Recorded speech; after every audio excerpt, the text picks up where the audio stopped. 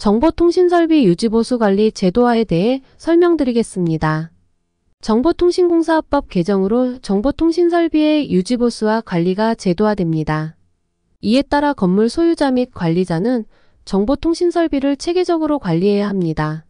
이번 개정안에서는 대상 건물, 관리자 선임 기준, 점검 및 기록 보존 등 다양한 사항이 규정되었습니다. 대상 건물 및 관리자 선임 기준에 대해 설명드리겠습니다. 대상 건물 정보통신설비 유지보수관리 대상은 연면적 1000m² 이상 건축물과 300세대 이상 공동주택으로 규정되었습니다. 이 외에도 과기정통부 장관이 고시로 정하는 규모의 건물도 포함됩니다. 관리자 선임 기준은 건물 연면적 및 공동주택 세대수에 따라 세분화되었습니다. 예를 들어 연면적 3만 m² 이상 건물은 특급 기술자와 초급 기술자 각 1명을 선임해야 합니다. 이미 선임된 관리자는 중복 선임할 수 없습니다. 다만 5000제곱미터 미만 건물의 경우 예외가 적용됩니다.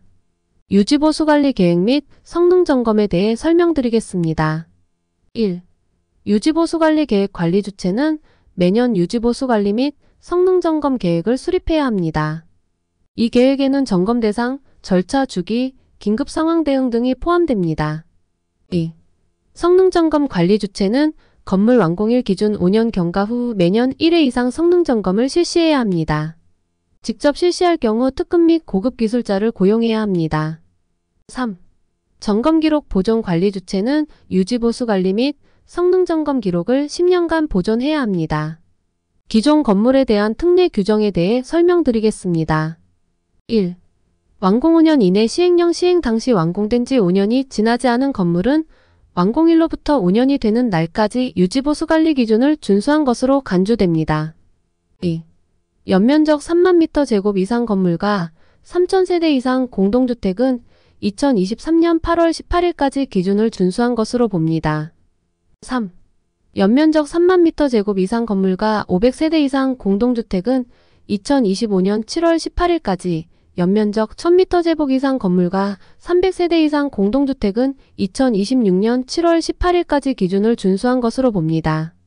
정보통신공사법 시행규칙 개정안 또한 정보통신설비 유지보수관리자의 선임 기준을 대상 건축물의 연면적 또는 공동주택 아파트의 세대수에 따라 정보통신기술자를 각 등급별로 배치하도록 규정했다. 주요 내용을 보면 연면적 3만 m² 이상 건축물의 경우 특급 기술자와 초급 기술자 각 1명을 유지보수관리자로 선임하도록 했다. 연면적 1만 m² 이상 연면적 3만 m² 미만 건축물의 유지보수관리자 선임 기준은 고급 기술자, 초급 기술자 각 1명이다. 이와 함께 3000세대 이상 공동주택의 경우 특급 기술자와 초급 기술자 각 1명을, 2000세대 이상 3000세대 미만 공동주택은 특급 기술자와 초급 기술자 각 1명을 유지보수관리자로 선임하도록 했다. 과태료 부과 기준에 대해 설명드리도록 하겠습니다. 유지보수관리 기준을 준수하지 않거나 점검 기록을 작성하지 않은 경우, 거짓으로 작성한 경우 300만 원의 과태료가 부과됩니다.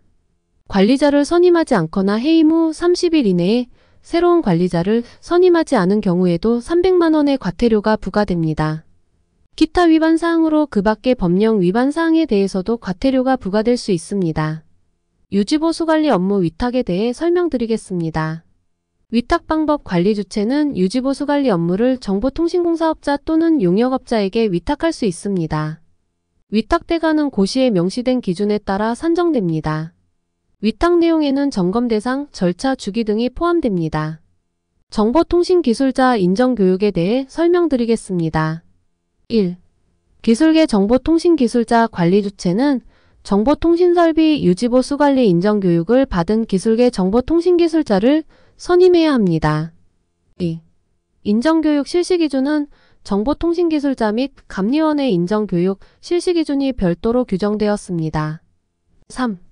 관리원 인정교육은 정보통신설비 유지보수관리원에 대한 인정교육 실시기준도 마련되었습니다. 향후 기대 효과에 대해 설명드리겠습니다. 이번 제도화로 정보통신설비가 체계적으로 관리될 것으로 기대됩니다. 관리 주체의 의무와 관리자 선임 기준이 구체화되었기 때문입니다. 정기적인 점검과 기록 보존으로 정보통신 설비의 안정적인 운영이 가능해질 것입니다. 사전 예방 대책 수립과 긴급 상황 대응 매뉴얼 마련으로 사고 예방 효과가 기대됩니다.